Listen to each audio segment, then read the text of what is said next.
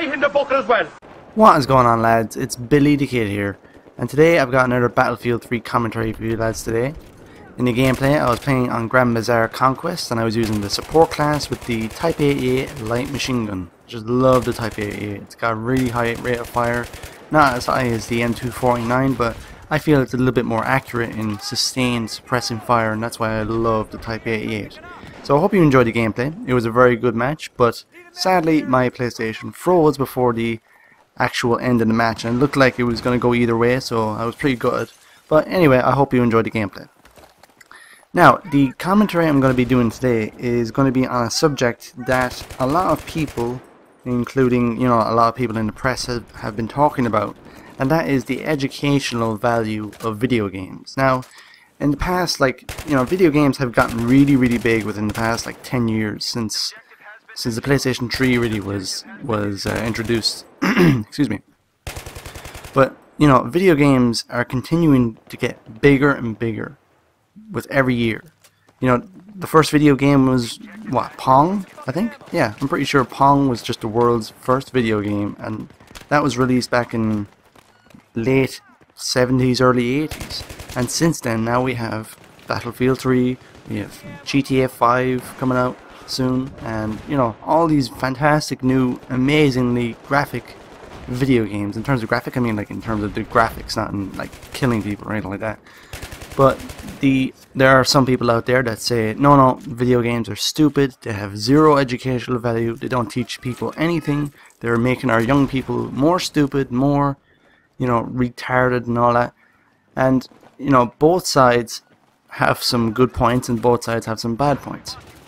There are some people out there that are stupid and play video games and think, oh wow, Modern Warfare, that's what real war is really like. And of course they're just kids, they don't really know what war is really like. Of course it's not like that. But they just get in their heads that that's what war is, and oh, I can do that if I join the army. Of course they go and join the army, and then the drill sergeant tells them to give him 20 push-ups, and then he'll get them to clean the latrines with a toothbrush. But anyway, the whole point of this is the educational value of video games. Do you get an educational value out of video games? I certainly do. I remember when I was 10 years old and I was playing Metal Gear Solid, and I just learned so much out of that one video game. I mean, there are video games out there that we get something out of them other than fun and having some good crack and all that kind of stuff. We actually learn some stuff, and I learned so much from Metal Gear Solid. Not in terms of genes or genetics or anything like that. I wouldn't know what a damn gene was. At first I thought they were talking about actual denim jeans, but but I did learn a lot on Chernobyl, on radiation, nuclear weapons, that sort of thing, and it's just a very interesting game, and then you learn so much about them. That's what I learned from Metal Gear Solid. I learned just so much, and then it just got me interested, it got me intrigued, and then I went on Wikipedia and I searched up, okay, let's have a look at Alaska. Where is that?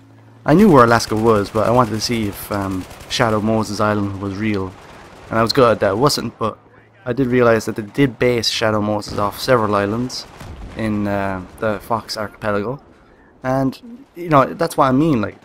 Do certain video games get you to look up stuff that you would never look up?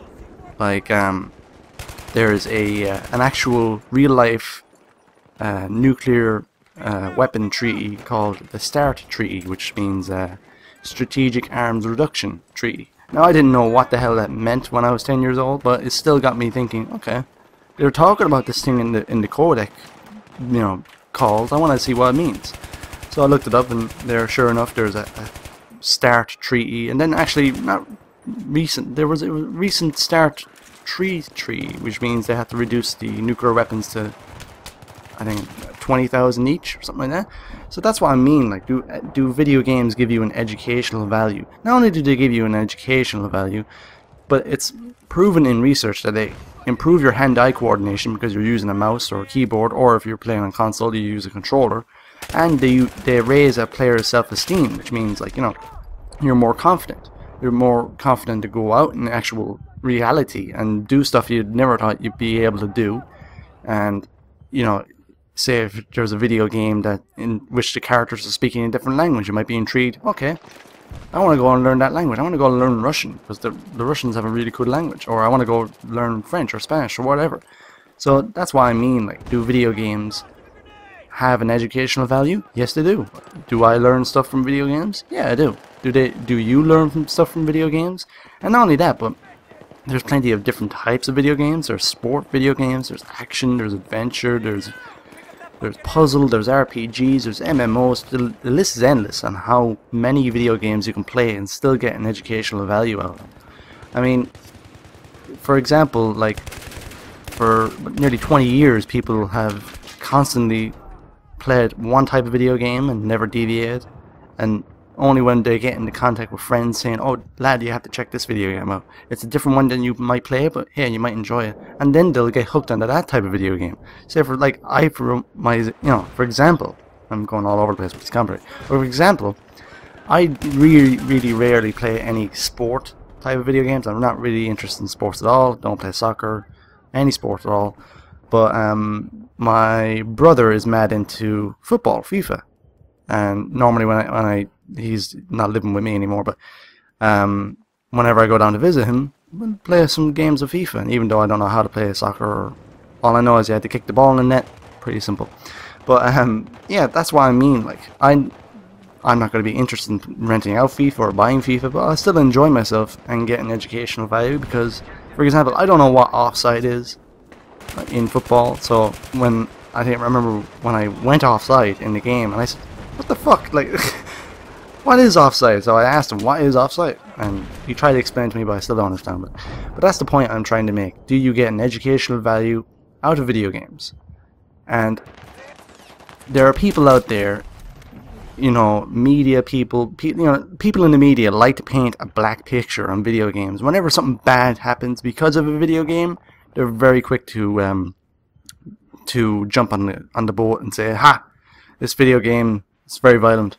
You might remember the Modern Warfare 2 airport massacre, and when the game came out, the media just jumped on the bandwagon for that.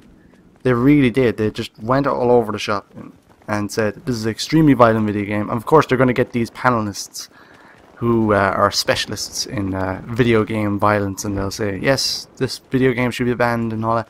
Well, look, you have a right to be angry. You have a right to be, you have a right to have your say, but it's depending on what you do with that, with your say. You know, you can't use it for your own goals. So you can say all you want, this video game should be banned. The problem is that there are a lot of people buying the game that aren't going to agree with you. And for example, I think it was, I don't know if the game was banned in Russia, but I'm pretty sure that level is cut out of the game. And it was pretty interesting that, you know, in places like Germany, if you did kill a civilian in the German German version of the game, if you did kill a civilian in that massacre, you fail the game automatically, and you have to start again and make sure that you don't shoot any civilians. So it really depends on where the game is released and the public reception that it gets. Not only that, but it also depends on the media and all that silly stuff that really doesn't belong. But since video games are getting really big in the last 10 years, they're earning so much money, just as much as the latest Hollywood movie. So it's really going to depend on the next 10 years where this goes.